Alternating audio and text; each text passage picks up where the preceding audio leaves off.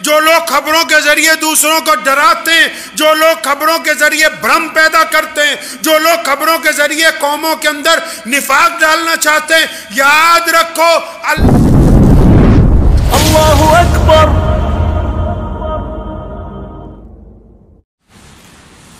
ٹھیک ہے کہ کوئی بندہ یہ کہتا ہے کہ مسلمان خراب ہے جی، اسلام خراب ہے جی، کہنے والے کا تو منہ نہیں روک سکتے، لیکن جو ہم تک پہنچتا ہے اس کے خیالات بدلنے کی طاقت آپ رکھتے ہیں کہ نہیں رکھتے؟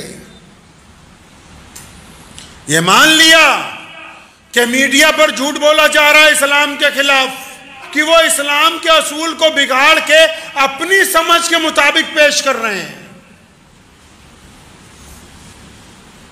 لیکن یہ بتائیے ٹھیک ہے وہ تو بول ہی رہے ہیں، کیا ہم تک جو غیر مسلم دوست، غیر مسلم بھائی، غیر مسلم کاروبار، ہمارے غیر مسلم پڑوسی جو ہم تک پہنچ رکھتے ہیں، کیا ہم ان کے خیالات کو تبدیل کرنے کا فن رکھتے ہیں؟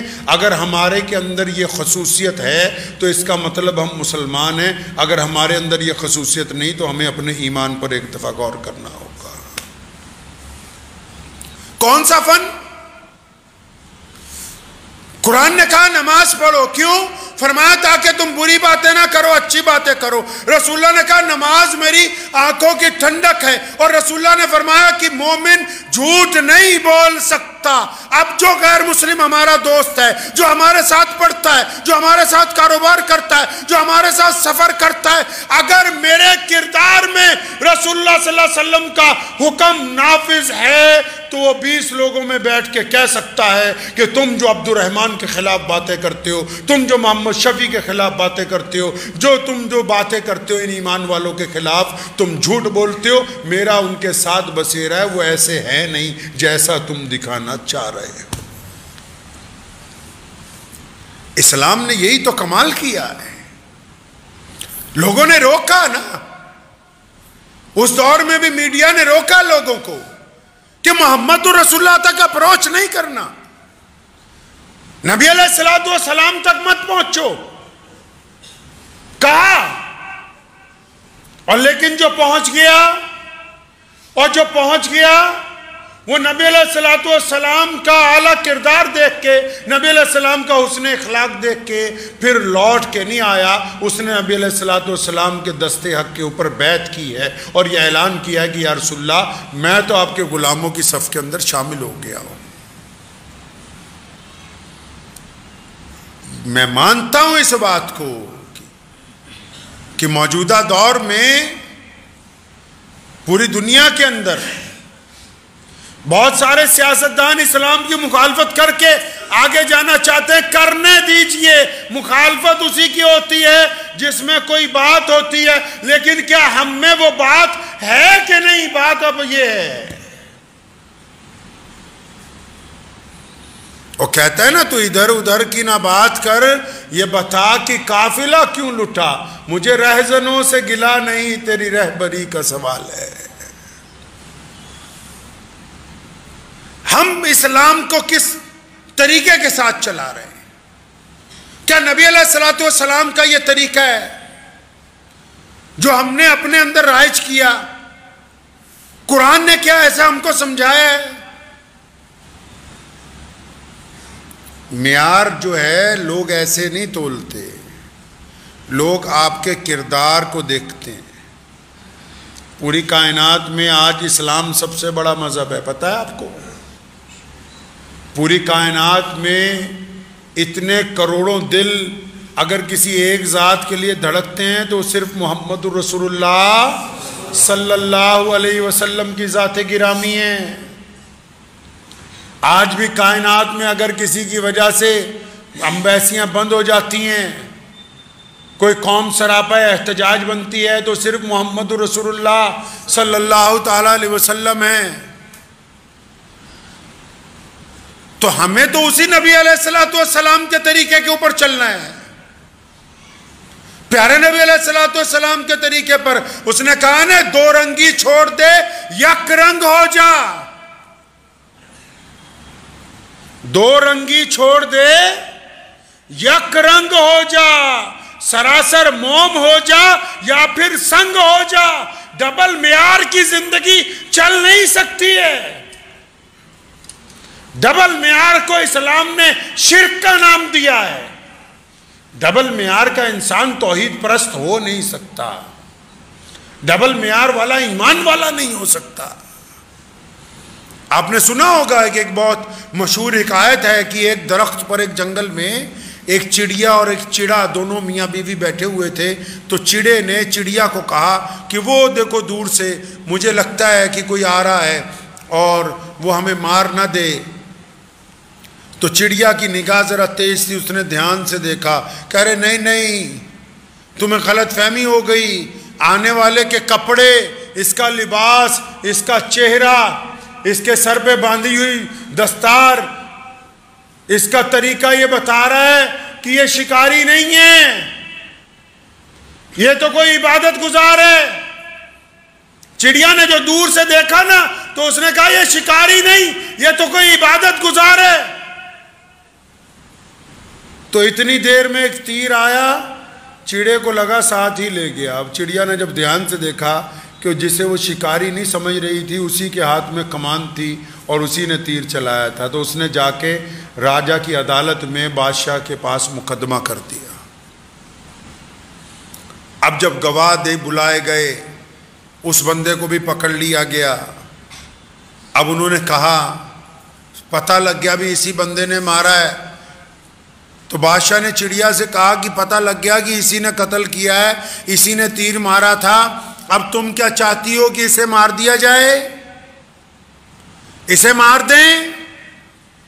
چڑیا نے کیا کہا؟ کہنے لگی بادشاہ سلامت، اس بندے کو اس سے قتل کی سزا دلوانے کے لیے مقدمہ نہیں کیا ہے۔ بادشاہ نے پوچھا پھر مقدمہ کیوں کیا؟ کہنے لگی میں تو بس یہ چاہتی ہوں کہ حکومت آج سے یہ قانون بنا دے کہ جو شکاری ہیں وہ شکاریوں والے کپڑے پہنے اور جو اللہ والے ہیں وہ اللہ والے کپڑے پہنے، کوئی اللہ والا شکاریوں کے کپڑے پہن کر کسی کے اوپر تیر نہ چلائے کبھی۔ یہ صرف مسلمانوں کے لیے نہیں کہہ رہا ہوں، دنیا کی تمام اقوام کے اوپر یہ بات لاگو ہوتی ہے کہ جس نے جو رنگ ڈھنگ اپنایا، جیسا ظاہری طور پر نظر آتا ہے ویسا ہی باطنی طور پر نظر آنا چاہیے۔ جو ظاہر میں کچھ اور ہیں، باطن میں کچھ اور ہیں، ان کی آواز پر کوئی لبیک کہنے والا نہیں ہے۔ اس لیے یہ پہچاننا ہوگا، اہل اسلام کو پیارے نبی حضرت محمد رسول اللہ صلی اللہ علیہ وسلم کی سیرت مبارکہ کو پڑھ کے یہ دیکھنا ہوگا کہ ہم نے جانا کدھر کو ہے، کرنا کدھر کو ہے۔ رسول اللہ صلی اللہ علیہ وسلم نے اپنے صحابہ کو جب یمن کی طرف بھیجا، فرمایا جا رہے ہو؟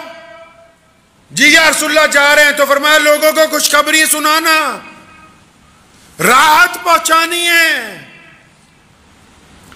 جو لوگ جھوٹی خبروں کو پرموٹ کرتے ہیں، جو لوگ خبروں کے ذریعے دوسروں کو ڈراتے ہیں، جو لوگ خبروں کے ذریعے بھرم پیدا کرتے ہیں، جو لوگ خبروں کے ذریعے قوموں کے اندر نفاق ڈالنا چاہتے ہیں، یاد رکھو اللہ کے نزدیک جیسے چوری کرنا گناہ ہے، اسی طرح جھوٹی خبریں پہنچا کے دوسروں کو پریشان کرنا یہ بھی گناہ ہے، یہ کسی ثواب کا حصہ نہیں ہے۔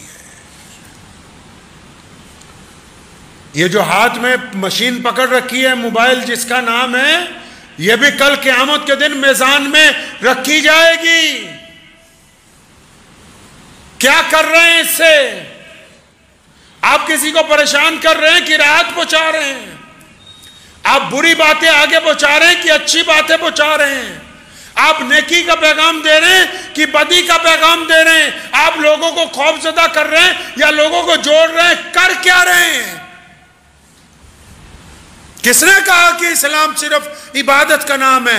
اسلام ایک ایک نقطے پر، اسلام ایک ایک قدم پر اپنے ماننے والوں کی اور پھر دنیا کے تمام انسانوں کی، ہر بڑے اور چھوٹے کی اسلام رہنمائی کرتا ہے۔ اسلام نے یہ بہترین نظام اس لیے عطا فرمایا کہ اللہ کی مخلوق بہترین مخلوق کے اندر تبدیل ہو جائے۔ ہمیشہ اس بات کو ذہن نشین رکھیے کہ ہمارے اوپر یہ ذمہ داری ہے کہ ہم ہمیشہ اچھائی کو پھیلانے والے ہوں، بزدلی کو نہیں، ڈر کو نہیں، خوف کو نہیں، کسی کو ڈرا کے اپنا مسئلہ حل کرنے والے نہ ہوں۔ اللہ تبارک و تعالیٰ نے ہمیں بہترین امت بنایا ہے، بہترین دین عطا فرمایا، اور تمام نبیوں کے سردار خاتم النبیین حضرت محمد رسول اللہ صلی اللہ علیہ وسلم کی امت بنایا۔ اعتماد رکھیں، اعتماد رکھا کریں، نہ خوف زدہ ہوں نہ خوف زدہ کریں، اعتماد رکھیں کہ ہم اپنے دین پر قائم رہیں گے انشاءاللہ تعالی۔